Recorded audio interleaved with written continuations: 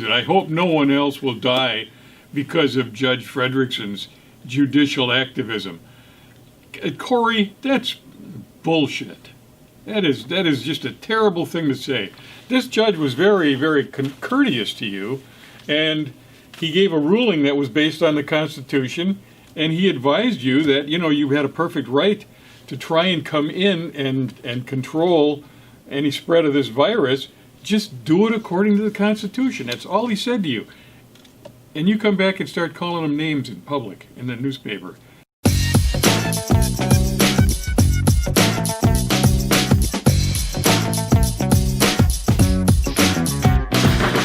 It's Jim, it's George, and it's Doc, and it's the 4th of July when we're taping this, so big holiday today, guys, huh? Yep. You guys didn't get the memo. I'm in blue. I forgot, yeah.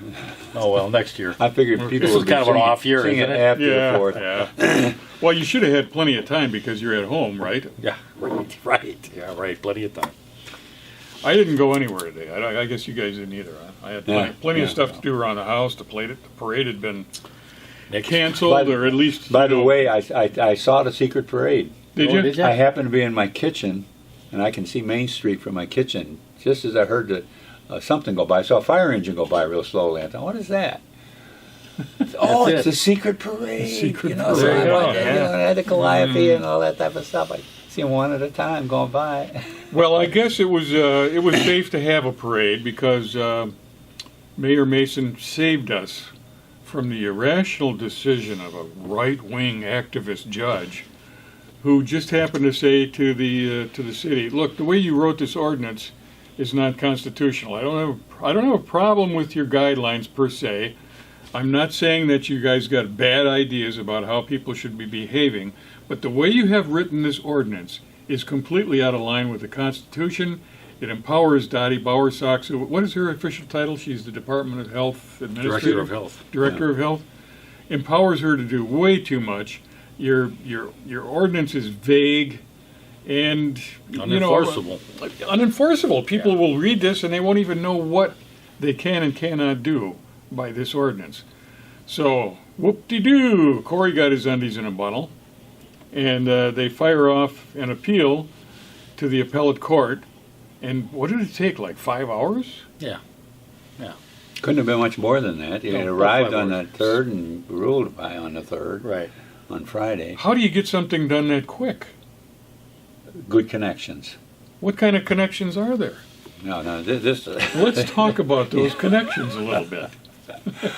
Well, the appeals court just happens to be headed by someone by the name of Lisa Neubauer. Oh, well, is she in relation to the Neubauer? That's the Greta Neubauer, who is now our assembly person in the assembly, who took over the seat of Assemblyman Corey Mason, had been his aide, and so she was given the crown, by Corey, and said, "This is who I want succeeding me." So the gal that replaced him in the state assembly, her mother is the judge who made the decision on this thing that she didn't make the decision, but she's chief judge of the second district. Yeah, right. So I mean, and you know how those that would be dealt with. You know, get it done right away. Right. Well, here it is. It goes in. It gets a stay on the ordinance, and or on the judge's order, and then it is then sent back all within a day. Yeah. I mean, pretty darn good for an appeal. You just don't get it done there. Now, we've just been through this with Sandy Widener in that exact same court. Oh, and she got her stuff done in like no time, right? Yeah, like 4 months. I mean, it was a year. 6 months, a year. No, over a year. I mean, here's the thing. But the latest faster thing than 3 hours. The latest thing's now scheduled in what, October? This? No, Sandy Widener's. Yeah, she's got to go to court in October. They started everything again, yeah, but she's got an October 7th date for another hearing. Now, this is more typical of the way the courts work. Yeah. Right. Not where it arrives at that particular appeals court office, and 3 hours later there's a decision. It was a setup. That is utterly amazing. Why don't you read a little bit out of that Journal Times article about this whole thing? I mean, the language that Corey used in reference to this judge, and keep in mind, I think is disgusting. Well, it is. And, I mean, the judge was very polite to him, and look how he backstabbed him. In a statement, Mason asserted that Frederickson's political leaning played a role in his decision-making. And here's the quote. Today, a right-wing activist judge in Racine had the audacity to proclaim that an ordinance which was lawfully enacted by the Racine Common Council is not valid. That's saying, and when you read it, it was such a breath of fresh air to anybody that has some appreciating for the Constitution, what the judge said. Yeah. What the judge said, he said, I appreciate the role that the city has to play in this, but there's no restrictions, there's no guidelines, there's nothing specific in the ordinance. And if you could try and follow the ordinance, you go through pages of documentation with links that lead you to even more pages on top of that for explanations of what was in the ordinance itself. So that made it, he said, that makes it virtually incomprehensible. Somebody is supposed to go and open up their business, like this fitness center, and be able to comply with this ordinance that he said is beyond the comprehension of any reasonable person. It's just an ordinary person is not going to be able to follow it. And he was that explicit with it. That was what it was about. It wasn't about that she was giving something unconstitutional that she couldn't do, like she wasn't allowed to break in doors or something like that, whatever it was. I don't know where right and left wing comes into this at all. This Well, right left political. stuff is This is all political anyway. No, when you look at this order that the alderman put in, I mean, they never read it because there's no way in communities. No. He actually brings out some. When you read the judge's order, it's 19 pages. It's well worth reading, well studied, and I think he did an excellent job on it. It requires citizens to practice good hygiene, to stay at home if ill. It requires citizens of primary care providers for testing of the clean, high-touch items, such as doorknobs, remotes, cell phones, and light switches. And the ordinance broadly regulates the conduct and responsibility of healthcare systems, emergency responders, and business community. But what it doesn't say is you have a $250 fine if you don't clean your remote control for your television set. I mean, it goes to that depth. And when he talks about the scope of this is astonishing. And it is astonishing. It's impossible to enforce, but yet the city of Racine went out of their way to go back to the appeals court on this very ordinance and go back to it and push it through. Now, there's the way I look at it, it's either you are that arrogant or you're going to tell the judge, guess what, judge, we're in charge, you better start falling in line like the rest of the judges in Racine County falls in line. You know what concerns me is that this is basically unlimited power. Totally. Goes into the hands of the health officer, the health director, and we know that she's got Corey Mason in her ear all the time. So basically the two of them can do just about whatever they want to a citizen. Well, you can say, gee, they're not gonna be picky about this. They're not gonna be petty about this. But Corey has demonstrated himself to be petty. Now we've got the case with Dimples, Dennis Maverkill and his wife Dimple, the store that they have downtown. You know, they were complying with the ordinances, well, not even the ordinance. The guidelines are complying with it. They're shut down, so on and so forth. But he attended a rally in Madison against all of the restrictions. Just the fact that he attended a rally got Corey ticked off to the point where, well, all of this money that the city is dispersing to various businesses to help them through this economically traumatic period. And this is many thousands of dollars, by the way. You ain't getting any. Yeah. You ain't getting any. So we know that Corey is punitive. We know that he's selective in his use of the law, and that's why he should not have this kind of power. Nobody should, but particularly somebody that plays favorites. That's the way I feel about it. Well, and we've just seen how he's seen how he operates, and now with this new power that he's got, the stranglehold he could put on businesses through Dottie Bowersox and this making sure your doorknobs are washed, it could be very dangerous. And the big problem that Judge Frederickson pointed out was that, okay, what we describe here is somewhat comprehensible, doorknob and one of your remotes or something like that, whatever it would be. But when it gets down to the comprehending the entire ordinance, it gets very, very difficult and very lengthy. And you almost have to have a lawyer just to open the door. Oh, if you can open your doors and let somebody in, a customer come in, because you don't know quite sure how you have to follow this ordinance. Well, I've maintained for a long time, you can't leave your house in the morning, go out and do your daily business, just wandering around the city, without violating some kind of ordinance. It's almost impossible. And this makes it worse. Well, this is almost unbelievable. But I go back to the alderman now. I mean, you got Corey Mason, you've got this little dictator now in charge, and he's now taking emergency powers, and he puts himself in that position. He's vindictive, we know that, and he also now has his staff that, either willingly or unwillingly back him up on this type of stuff. And now the aldermen have been hand-selected and also back him up on this kind of stuff. They don't read anything. They don't understand it. They have no depth to any of this. They don't understand court proceedings probably.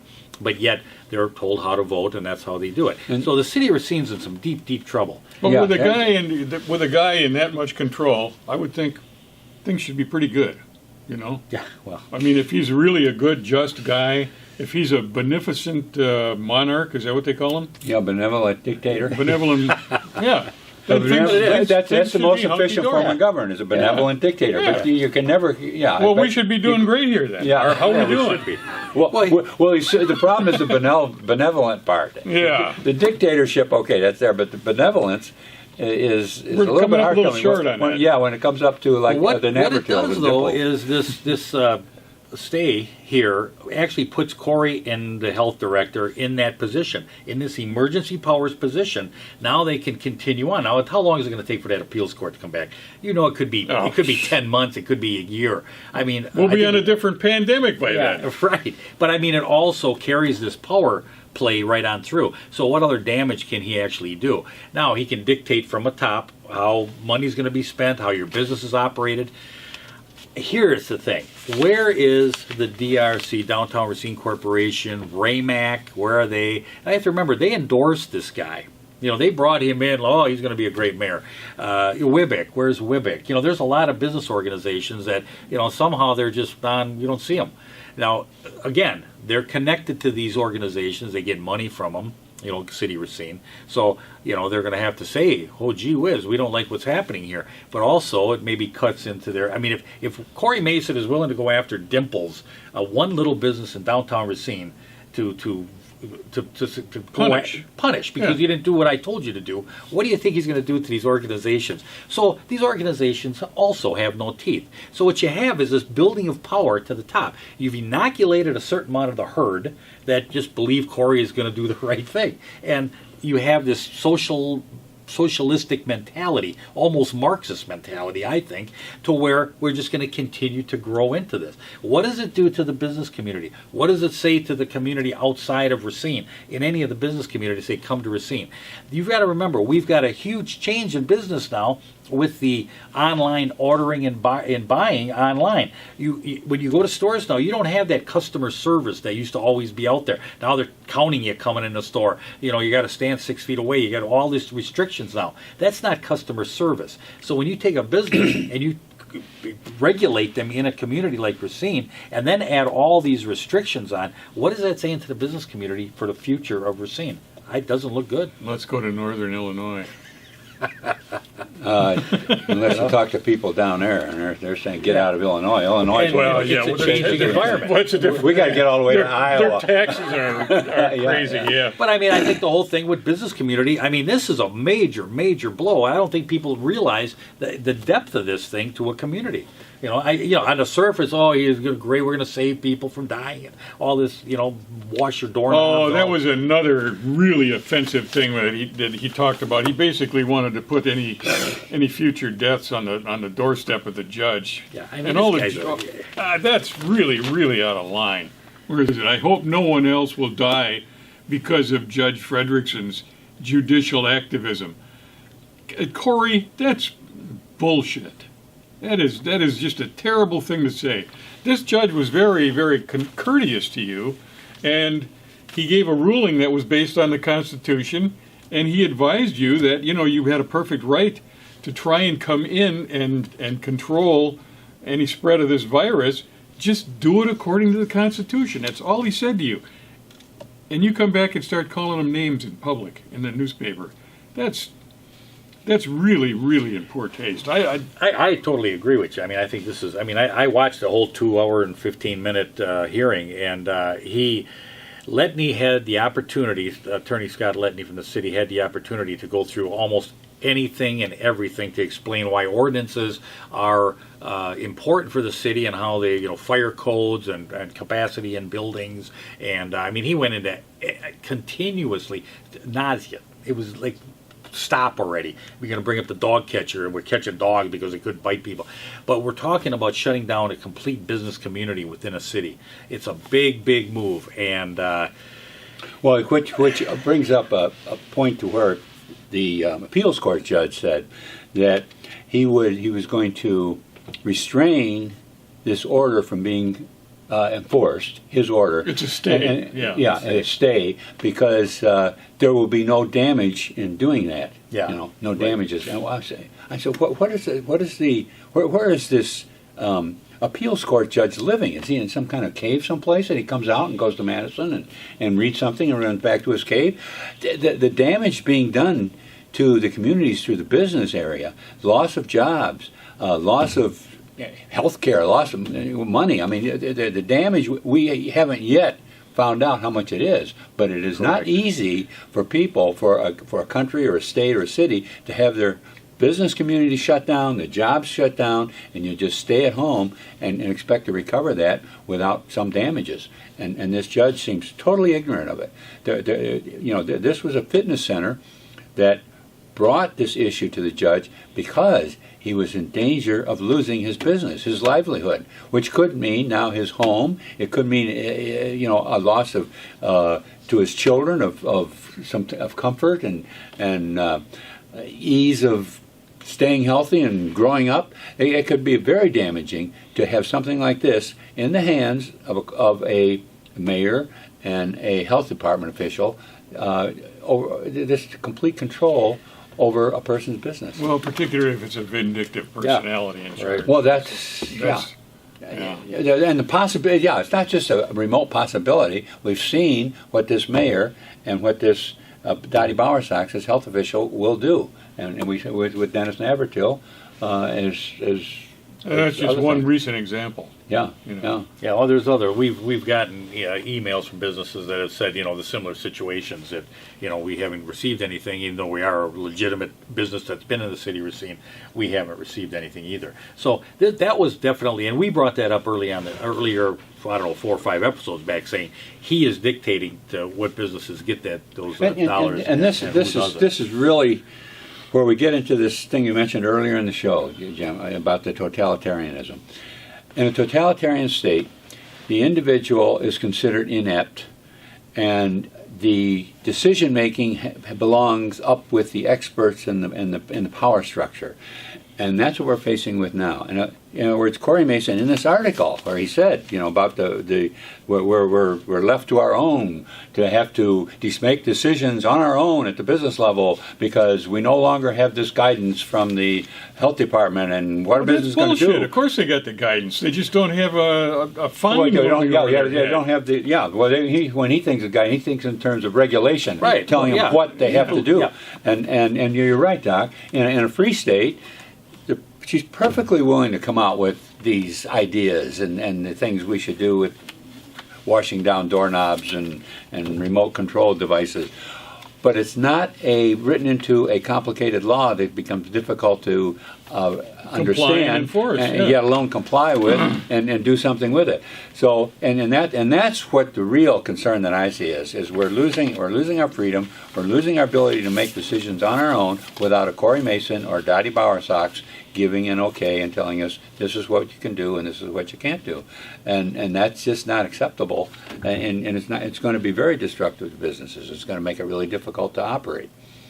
Well, and really, this headline too, Colwood rules unenforceable. Well, that's really kind of an inflammatory headline. Why didn't you put in there, Colwood rules are termed voluntary compliance instead of unenforceable? I mean, this makes it sound like we don't have any. Here's the That's thing, not though, true. Judge. I mean, there's all kinds of advisements and guidelines, and The judge in his order, I mean, I just want to read this part because I think it's important. It said the city has the emergency power and the duty to fight the pandemic and keep the city safe. This court is different. It is not here to make policy. It is here to ensure that the pandemic fight stays constitutional, and it has done so here within, meaning this order. And that's all it is. It's not to fight, policy. When he calls him a right-wing activist, well, that judge, was Frederickson's statement. that was Frederickson's statement, and that's true. He's absolutely right. He's here to make sure it stays constitutional. You can't assemble. You can't all these things. I mean, for crying out loud, he called it unenforceable. It's totally unenforceable. World Health Organizations, the CNC. I mean, if you go into this website, I mean, my God, there's no way that you could actually live by those standards, let alone enforce those standards. It's absolutely a joke. And for this appeals judge to say in 5 hours, to be able to read and comprehend this, that I think Judge Frederickson did a great job of breaking it down, to comprehend in 5 hours is a tragedy, really. I mean, you're kidding me? You can't spend a few days, but they had to get this back because this was all a setup. This was calls to the appeals court. Lisa Neubauer was there, and I'm sure Greta was involved. They were all setting this thing up. It was all set up, and even in the appeals, it said that the plaintiff, Yandel, did not make a response. Well, how the heck could he? Yeah. Yeah. Should have came and gone. Yeah. It was like, holy mackerel, it was like a flash. That was ridiculous. It was just Did not absolutely make a sense. setup. Yeah, it was like arrived at the court up there in the morning, and 5 hours later, they had rendered a decision. Somewhere in between getting it and rendering that decision, Yandel was supposed to squeeze in a response Right. to the thing that You know arrived. what was going on. Yeah. I wonder if he even got Letney's letter or the city's appeal. I wonder if that was even gotten into his hands before the decision was made. I'm not quite sure how we would And have. we're talking about the day before a holiday. We're talking July the 3rd, So, I mean, it was a total setup. I mean, it's ridiculous. And they utilize the law here, manipulate the law. Here's a question I have for you, Jim. Here's the appeals judge saying, this court reviews the circuit court's decision to grant or deny relief pending an appeal for an erroneous exercise of discretion. Erroneous exercise That's of discretion. That's what Frederickson was doing. He had an erroneous exercise of discretion. I never saw anything so absolutely, so very well done, and looking at all the issues involved and making a correct evaluation of it. It was relatively simple. I mean, when you read the ordinance, it is so open. It's like saying, giving Dottie Bowersox the power to make rules, establish the fines, and establish the procedures of doing the inspections, and all that by herself. Yeah. And he points this out. Frederickson pointed it out in his thing. And he didn't this make it is an personal either. unelected official. Yeah. That was the problem. It was an unelected official given this power to do this without restraint from an oversight of a legislative body. And that was the key problem. And the only way that the council can do oversight is got to be more specific in its rulemaking. It's got to put in detail what gets done, not just whatever Dottie Bowersox Okay, I got decides. a question. What do you think? I think it was the 31st or 30th of July. They're supposed to look at the pandemic and see what they're supposed to open or continue with this safe opening. How long do you think this is going to go on? Now that he's got this appeal up there, it could be months, it could be 10, could be a year before this comes back. So, truthfully, Mason has the opportunity to keep an emergency powers anytime. Well, we got a spike in virus, so we're going to keep it going, and we're going to keep it on. Well, we're going to have to do this. How long do you think he's going to keep this? I'm going to quote Frederick Douglass on this one. Go for it. He's still alive, right? The limits of tyrants are determined by the people they oppress. There you go. Which That's means it's going to be, he'll continue it as long as he can until people of Racine decide they've had enough. And that's, according to Frederick Douglass, when it will end. Yeah. And I mean, we've had enough here. I think the three of us have displayed that. And it's just, how long are people going to be put upon like this because they like Corey or his family or the Democrats or whatever it is, instead of looking at what this is happening, what this is doing to the city. Well, the problem is if you start selectively enforcing this too, and that's what happens with so many laws. They get selectively enforced. Exactly right. And and it's then done up and down the line. We're watching it daily in the federal government. yeah, but if it Certain only, people get if it only prosecuted, happens other to your people neighbor and don't. it doesn't happen to you, you're not going to complain. Well, That's the problem. Yeah. Well, you know, also have a certain amount of. You have to remember, your city of Racine is, economically somewhat challenged here. There's a lot of people just, make it day to day working. They're not checking out how the government is acting. They're hoping the government runs right. Yeah. They end up, but most of those people end up paying all the bills, and also they're just told how to vote. Come here, do this. We're going to make it easy for you, and we're going to make. But there's no real depth to any of this, so it's easy to inoculate that segment of the population. So by doing that, you get votes. Now, that's what Corys- we're here for, Yeah. Well, to expose the BS. But well, and Corey's got a lot of connections. Let's face it. Yeah. I mean, no, he's building a machine. Yeah. We said this earlier. But you connect him with the Neubauers. Now he's got a connection of a court up there. Yeah. He kind of they know which judges to go to at the local level, and so they get favorable decisions there. And if something messes up, well, they go up to the appeals court where they're family practically. Yeah. So I mean, it's like it's a twisted. Yeah. It's a Nice twisted work system. if you can get it, huh? Yeah, I guess. It's an amazing situation here. We had 2 days of relative freedom. The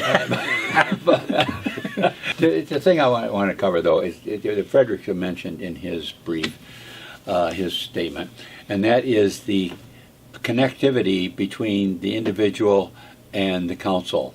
He mentioned there's a weakness here. In other words, you got this ordinance, and the average person has no way to access to the council. Now, I don't know where he came up with this, but he's been watching city politics. Yeah. So somebody told him, because it used to be in the city, anyone, man, woman, child, could write a letter to the city clerk. It would then get read at the next council meeting, and from there it would go to a council committee for action. The committee would take action on that letter, or what the topic was, and report back to the council for resolution and a vote by the council to approve or disapprove whatever of what the committee had done, how they had addressed it. Now this is amazing. This was anybody. You didn't have to have be anybody special to do this, and you could have that connection to the city council. Corey Mason came along and just eliminated all that. Now you have at least 2 people to go through. You first have to start with your alderman, and if your alderman agrees to take it, then the alderman has to contact the chairman of that committee. If the chairman of the committee agrees, then the committee will listen to it. Now, if both of them have trouble with it, don't particularly want it addressed, then you have to go out and get 250 signatures for your direct access, something that you used to be able to do with just a letter. Now you have to go out and petition the neighborhood, 250 signatures, because you have a problem with something, a pothole, something, or whatever it is. So that was what Judge Frederickson had addressed in that. He said you have this very complicated orders being put out, this very complicated ordinance, and the individual has no access to say something about it. There was no public hearing. There was nothing, and this is what's been lost. This city used to be considered a titan of industry, and Now it's the Titanic. yeah. And Racine was big in those days, and we can do it again. We just have to get the council to get it under control.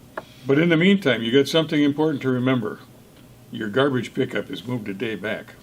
Hope you recovered from your 4th of July celebration and that you had a good and happy and healthy festivity. And come back and see us next week. We'll be here waiting for you. Thank you.